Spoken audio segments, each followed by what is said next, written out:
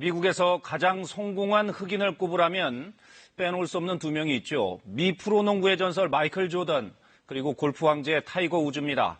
그동안 인종차별 문제에 대해선 말을 아껴왔던 이들이 결국 침묵을 깼습니다. 흑인 사망 사건으로 촉발된 저항의 물결이 스포츠와 문화예술계로도 확산되고 있습니다. 이윤희 기자입니다. 농구를 모르는 사람이라도 한 번쯤 들어봤을 이름, 마이클 조던입니다. 전설처럼 회자되는 명승부가 수두룩합니다만 1984년 미국 LA 올림픽 남자 농구 결승전, 여기서 조던은 스페인을 상대로 20점을 따내며 팀을 승리로 이끌었습니다. 당시 그가 신었던 농구화입니다.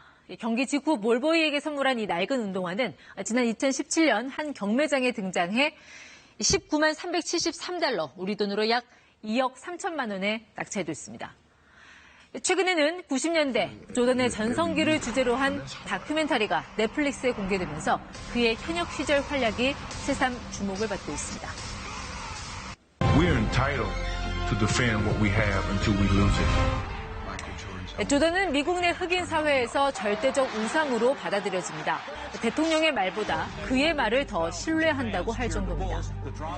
백인 주류 사회에서 농구공 하나로 성공 신화를 이룩한 인물이기 때문입니다.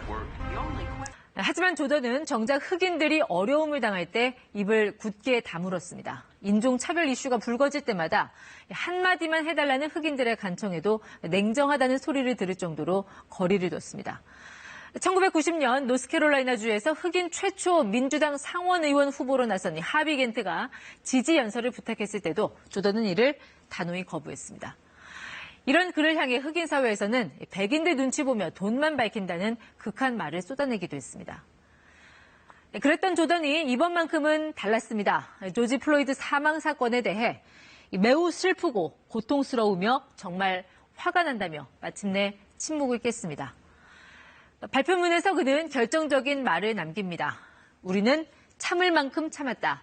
조던의 이 한마디에는 자신이 그동안 방관한 게 아니라 참으면서 쭉 지켜보고 있었다는 의미도 내포돼 있습니다.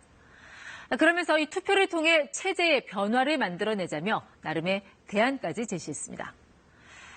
자, 이 또 다른 유색 인종의 우상인 골프 황제 타이거 우즈도 조명을 받고 있습니다. 과거 14살 소년 시절 우즈는 자신을 향한 편견을 묻는 질문에 이렇게 답한 적이 있습니다. Do you ever feel under any kind of pressure or any kind of prejudice? Every time I go to a major country club, always feel it. You can always sense it. People are always staring at you. What are you doing here? You shouldn't be here. 성인이 된 이후 우즈는 입버릇처럼 나는 흑인이 아니다. 나는 카블리나시안이다. 즉 백인, 흑인, 아메리칸 인디언, 아시안의 피가 섞여 있는 인종임을 강조해왔습니다. 알려진 대로 그의 아버지는 아프리카계 미국인, 어머니는 태국계 미국인입니다. 과거 조던처럼 우즈도 흑인과 관련된 일에 대해 좀처럼 언급을 하지 않았습니다. 인종 문제와 관련한 견해를 밝혀달라는 질문에는 나는 방금 18호를 돌고 왔다. 지금 몹시 배가 고프다라며 곧바로 자리를 뜨기도 했습니다. 평소 조던을 큰 형으로 부른다는 우즈, 마치 형을 따라하기라도 하듯 이번 플로이드 사태에 대해 목소리를 내기 시작했습니다. 자신의 트위터를 통해 선을 넘은 충격적인 비극이라며 안타까워했습니다. 플로이드와 그의 가족들, 이 사건으로 상처받은 모든 사람들에게 위로의 말을 전한다고 밝혔습니다.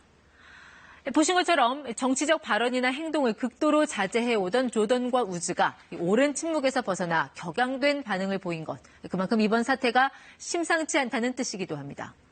흑인들은 이들의 입장 표명을 상당히 이례적으로 받아들이면서도 영웅이 다시 돌아왔다는 말로 반색하고 있습니다.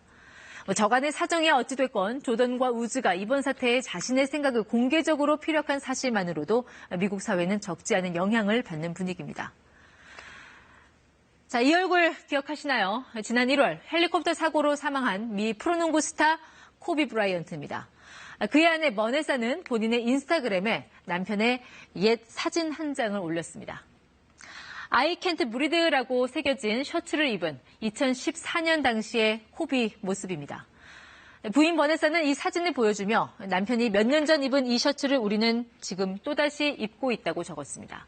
이 코비 셔츠에 새겨진 I can't breathe는 지난 2014년 뉴욕에서 흑인 남성이 체포되는 도중 마치 이번 사건처럼 백인 경찰에게 목 졸려 숨진 사건을 규탄하는 메시지였습니다. 공교롭게도 이번 사태를 촉발한 플로이드가 마지막으로 남긴 말이기도 합니다. Man, I can't breathe my face. I can't breathe all the time. 이 애도 행렬에 동참한 50전 전승의 무패 복서 메이웨더 주니어입니다. 메이웨더 주니어는 플로이드의 장례식 비용을 전액 부담하기로 했습니다. 메이웨더 프로모션 대표는 이런 사실을 알렸다고 메이웨더가 내게 화를 낼 것 같지만 장례 비용을 대겠다는 것은 사실이라고 한 스포츠 매체와의 인터뷰를 통해 공개했습니다. 플로이드를 향한 애도의 움직임은 스포츠계를 넘어 문화 예술계로도 확산 중입니다. 블랙아웃 화요일. 전 세계 대형 음반사들이 흑인 사망에 항의하는 뜻으로 하루 동안 업무를 중단하겠다며 붙인 캠페인 구호입니다. 세계 3대 음반사가 모두 동참 의사를 밝혔고 비욘세 등 세계적 팝스타들도 독려에 나섰습니다. KBS 뉴스 이윤입니다.